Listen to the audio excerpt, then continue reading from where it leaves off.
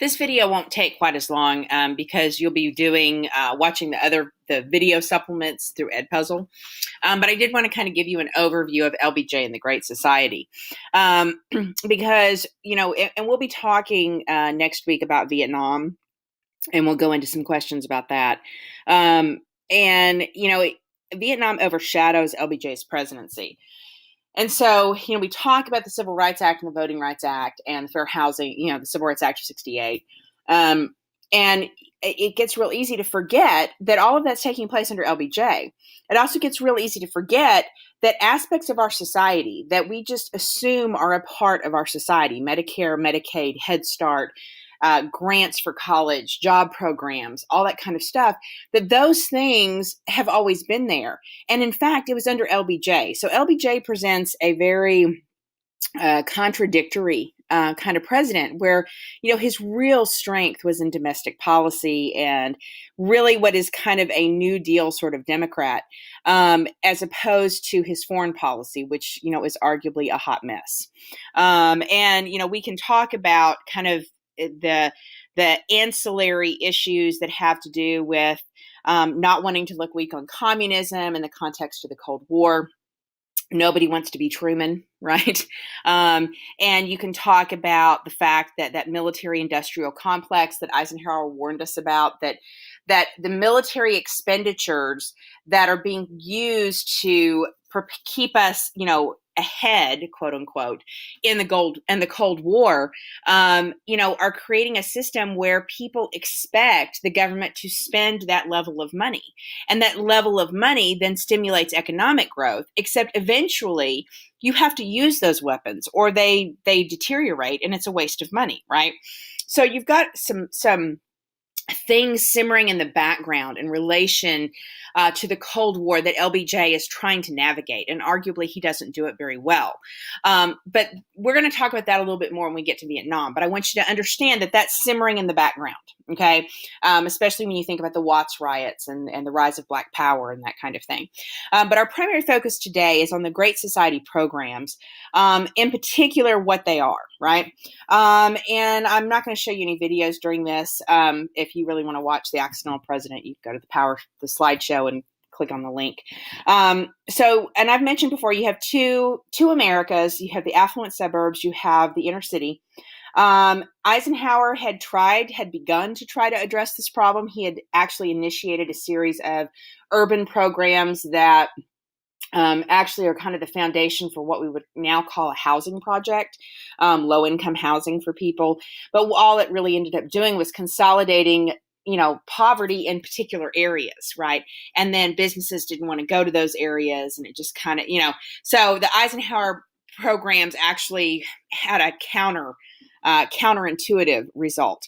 And John F. Kennedy was aware and was trying to deal with some of this poverty stuff, but the Cold War kept interfering, right?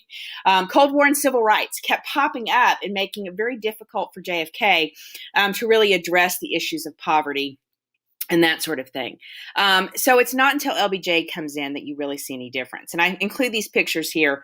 If you want to have a sense for for LBJ, I'm sorry, too many initials, for LBJ and how he operated, these pictures show you, it kind of makes me think about Joe Biden and how he's always touchy-feely, right?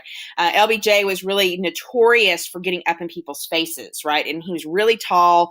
And so he kind of used that to his advantage, and would really kind of look people in the eye and ask them questions and press them. And this is part of what made him a good wheeler dealer, so to speak. So basically, LBJ, he's this New Deal Democrat, was active in the state of Texas. He's from around Central Texas. And Johnson City, I think, is the name of it. And, he had seen firsthand the poverty in Black and Latino communities. He was a school teacher. He was definitely very much aware that that people in poverty needed more government assistance, right? Or needed more government intervention, I think is the better way to put that. So he was very sensitive to that. Again, he's a very, very good kind of, senator, very good with the legislative process. And of course, he actually has a complicated relationship with the Kennedys, but he is not above using JFK's death to get his legislation passed. And to make that appeal to society. But you also have an American society in the first half of the 1960s, especially when you get to 64, 65, 66, before Vietnam really becomes a drag on Johnson's presidency. You have an America that is still, you've got this affluence, you've got this sense that we're the best thing going, a lot of optimism, a lot of young people, those baby boomer kids are getting into high school, they're getting into college. And like all high school and college students, they're optimistic, they're planning for the future. So there is a little bit of a zeitgeist, if you will, in American society that's like, yes, we can tackle anything. Right. And so LBJ's positioned at that exact moment. And so he introduces his War on Poverty, which is a series of anti-poverty legislation. And it's the Economic Opportunity Act, work study programs, Job Corps, lots of things like that to get people access to jobs. He will win the election of 1964, again, kind of continuing this Kennedy legacy, making that appeal. And of course, the contrast there is the Republicans put forward Barry Goldwater, who is absolutely a cold warrior. Right. I mean, he believes the U.S. needs to be tough. He believes the U.S. shouldn't be afraid to use atomic bombs. He believes in all these kinds of things. Like we need to really kind of stand up to the Communist Party.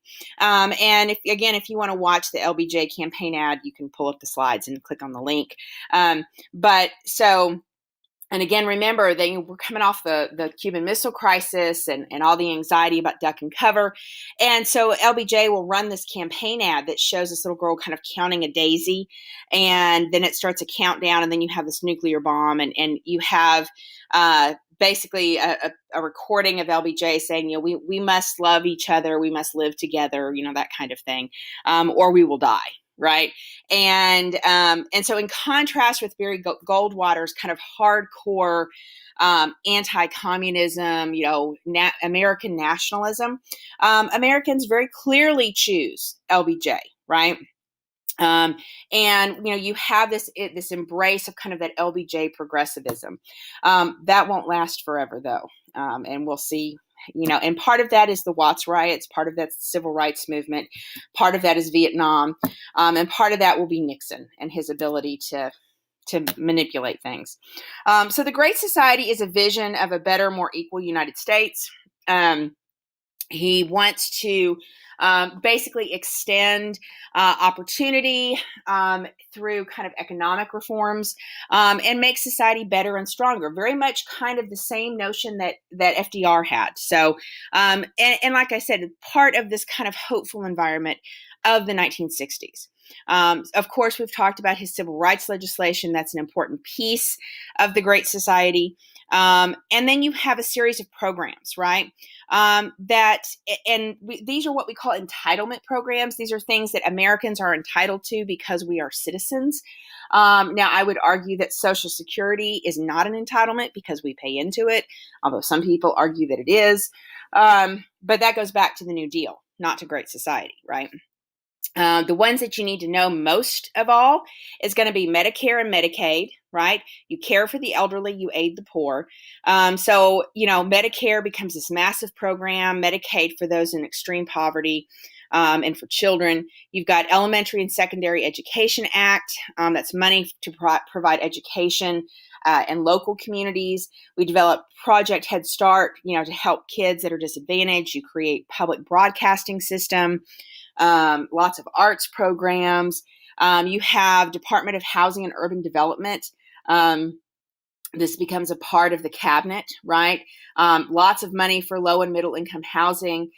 Immigration reform, 1965. So our immigration policy that we're dealing with today really goes back to this Immigration Reform Act that undid the immigration quotas we had from the 1920s and allows more people from other parts of the world. So you have that coming into play under LBJ. And the issue with the Great Society programs is that they're often put in place very quickly. For example, Head Start was really kind of put together at the last minute. Now, Head Start is a crucial program. I mean, it's one of the most popular programs. When you hear politicians talk about universal pre-K, that's the Head Start model. But nevertheless, a lot of these programs are put together. He signs the legislation, and you have this massive bureaucracy. And as with bureaucracy, there's inefficiencies, and there's some redundancies, and there's some poor management and that kind of thing. And so this begins to create the critique that government is part of the problem, right? I would argue with that. But you certainly can critique government involvement as being inefficient and having waste in it.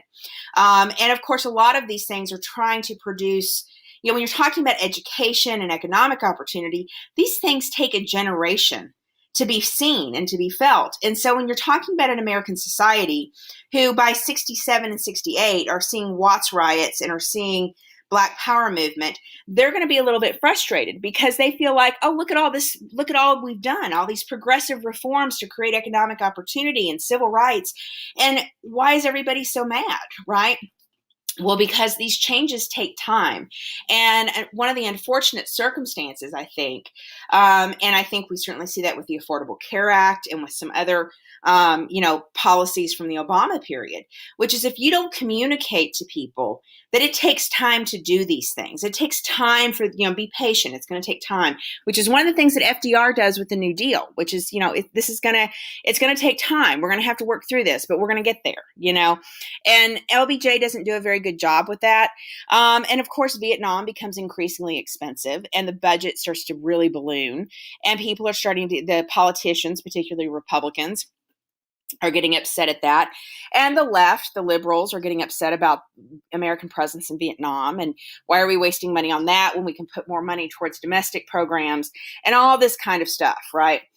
And so they just have a general frustration by the time you get to 1968. So ultimately, LBJ will choose not to run for president in 1968, even though he's eligible, because he realizes there's so much frustration with all of these programs and with Vietnam and all that kind of stuff. And what the Great Society programs do, in part because of the mismanagement, in part because of, the mess in Vietnam, in part because LBJ's, lack of message about these programs. Great at giving a message to get them passed, poor at giving a message to keep them going, right? And so you start to have, with the rise of Nixon, and especially later with Ronald Reagan, and going into the 1990s, you have Republicans really questioning whether or not the government has any responsibility towards helping people like that. Is that going beyond what our responsibility should be? Does this damage individualism? Kind of those essential questions that we touched on when we talked about Herbert Hoover. So you want to keep that kind of in context, that this is where those questions come from. But fundamentally, we still have these programs: Medicare, Medicaid, Head Start. These things are part of our society, and we just expect them, and we forget that LBJ's role in getting these things pushed through. So the Great Society programs are important. You'll kind of hear, in the Ed Puzzle videos, there's some other stuff. I did include, I think, Title IX. And that's technically under Nixon, but it's kind of an extension of this kind of Great Society mentality. So that's why I put Title IX in there. Affirmative action is another one of those that kind of comes out of this Great Society mentality, this idea that we should, provide opportunity for individuals and that kind of thing. So I think, so the videos will kind of help put that in context. So just kind of remember what the Great Society is and then kind of the span of the programs. Anyways, so that's it for this one.